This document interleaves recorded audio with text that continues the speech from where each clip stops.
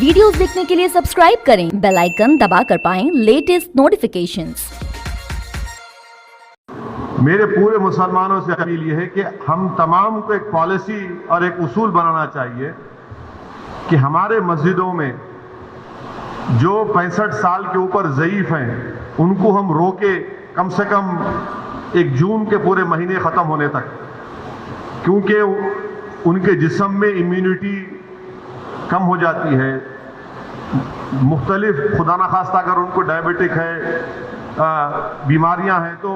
Body में virus से मुकाबला करने की ताकत कम हो जाती है। तो मैं ये अपील कर रहा हूं कि 8 जून को इंशाल्लाह तो खुल जाएंगे, मगर कम से कम जून के ख़त्म होने तक हमारे जो 65 साल के ऊपर जो ज़ईफ़ अफराद हैं उनको हम समझाएं, उनसे रिक्वेस्ट करें कि कम से कम जून के ख़त्म होने तक आप थोड़ा मस्जिद को मत जाइए, घर में नमाज पढ़िए। जो नौजवान हैं जो ज़रा मस्जिदों को कम जाते, अब वो जाकर मस्जिद को आबाद रखें। तीसरे ये कि मसाजिद में अगर कारपेट है और उस कारपेट को निकाल सकते आप तो फौरन निकालकर पत्थर के ऊपर नमाज पढ़ना चाहिए, क्योंकि कारपेट में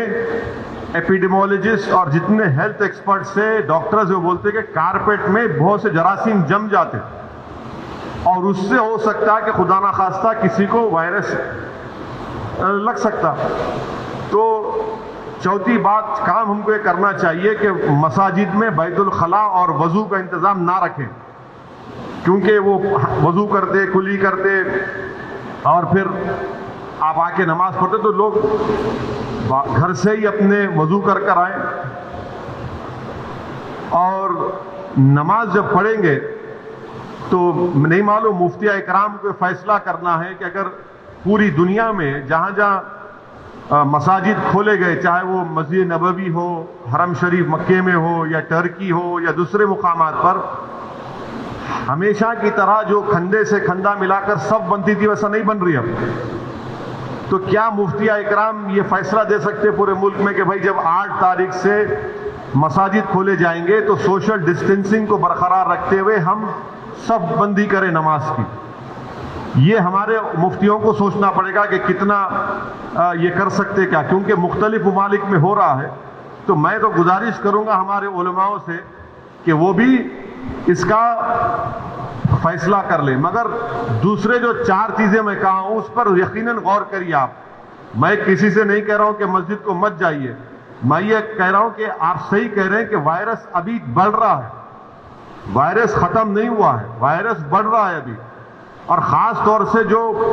हमारे 65 साल के ऊपर के जो लोग हैं और जो लोग मुख्तलिफ अमराज के शिकार हैं, जिसको किडनी की बीमारी है, हार्ट की है, लंग्स की है,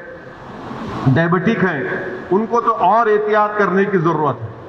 बहुत एहतियात करने की ज़रूरत है उनको,